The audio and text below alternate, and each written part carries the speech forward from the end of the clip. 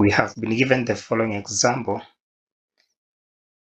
and we are supposed to state whether there is any significant variation in visits among the ATMs in the towns. Now, this is a good example of a question that requires us to undertake an F test, and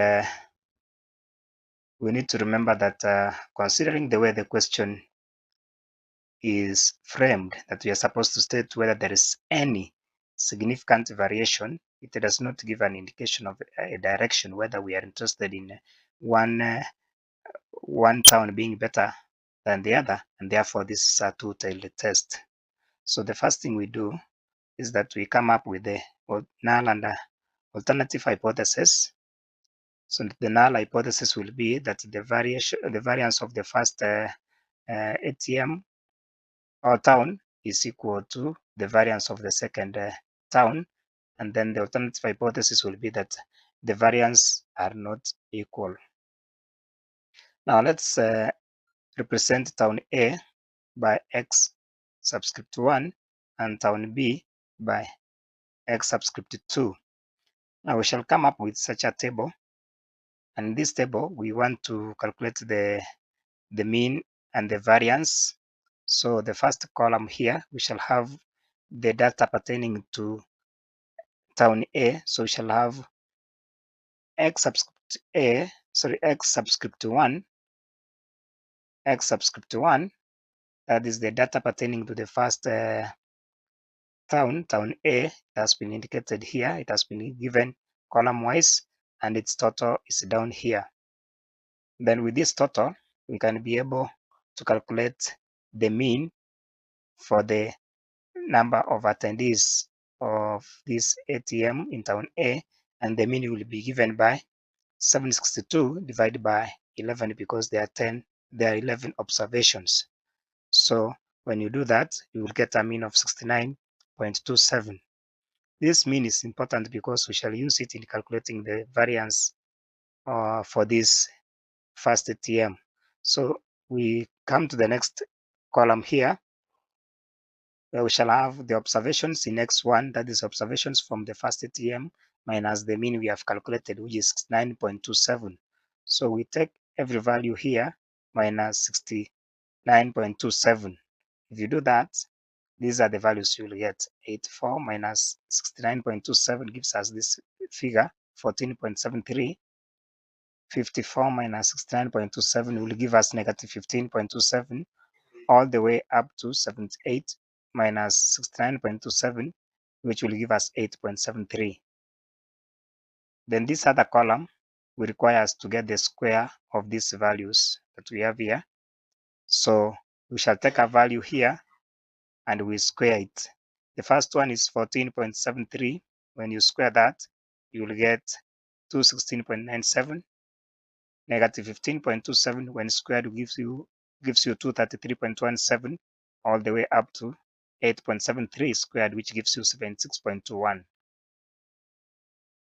Then we now come to the other ATM, which we denoted by X2. We have it here, and it's data column wise. First of all, we need to get the total of this. We need to get the total of this because we shall use it in getting variance. So then we now come to X2, which pertains to the data for the second ATM. It has been indicated here. We have it written column wise. This one we have gotten it from the second column here, that is town B. This one for town A is the one that we had in X subscript 1. Now we need the total of this to assist us in getting the mean for the second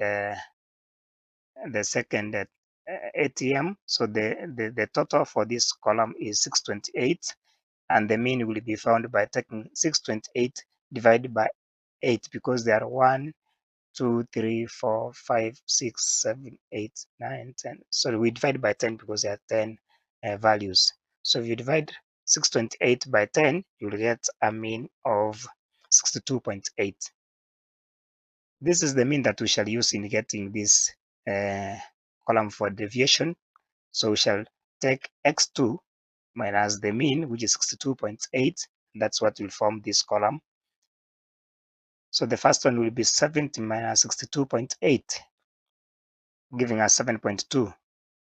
75 minus 62.8, giving us 12.2, all the way up to 66 minus 62.8, giving us 3.2. Then we square these values to get this column. So we shall have x subscript 2 minus 62.8 squared. That means these values in this column, you square them to get whatever that you should write here. 7.2 squared gives us 51.84. 12.2 squared gives us 148.84, all the way up to 3.2 squared, which gives us 10.24. We need the total for this column also. So the total is 977.6. Now with this total here for x subscript 2 minus 62.8 squared, and this total for this total here for x subscript 1 minus 69.27 squared, we can be able to calculate the variance. So we shall say, so these are the totals that I've just gotten from up here and this one. So we shall say variance for the first sample, variance for the first sample will be the total of x subscript 1 minus 69.27 squared divided by n minus 1. N means the number of items in sample 1, or the sample pertaining to ATM A. And how many are they? We have 1, 2, 3, 4, 5, 6, 7, 8, 9, 10, 11. So these ones are 11, and these ones we had counted them, they are 10. So we shall take that total, which is this one, 1970, divided by 11 minus 1. That is the same as 1970.18 divided by 10, and that gives you 197.018. We also calculate the variance for this second, this one here, the second ATM. We shall also take the total for that column, summation x subscript 2 minus 62.8 squared divided by n2 minus 1. So that's what we have there. And the total for that is 977.6 divided by 10 minus 1, which gives us 9. So if you simplify that, you will get 108.6. Having calculated the two variances, then the next thing is to calculate our F-test statistic. And we normally calculate it by taking the larger of these two as the numerator. So you realize that variance 1 is the larger of the two, so it will take the numerator side, and then this other one will take the denominator side. So that's equal to 197.018 over 108.6. And when you simplify that, you'll get 1.81. That's our F calculated. Then we now need to get the value, the other value from the table. That's F critical. Remember, we are doing it at 95% confidence or 5% level of significance. And our degrees of freedom are N1 minus 1, which is actually 10, and N2 minus 1, which is 9. Those are the degrees of freedom we have here. So that means we come to our F distribution table. You can see it's at 5% level of significance. The first value, 10, is sort across here. Then the second value, which is 9, will be sort in V2. So V1 is for the numerator, the value, the degree of freedom pertaining to the numerator, which is 10, and then V2 is the degree of freedom for the denominator, which pertains to, which is 9. So if we look for 10 here and the 9 downwards, this is the value you get here. That is the value 3.14. So that is our critical value. Our critical value is 3.14.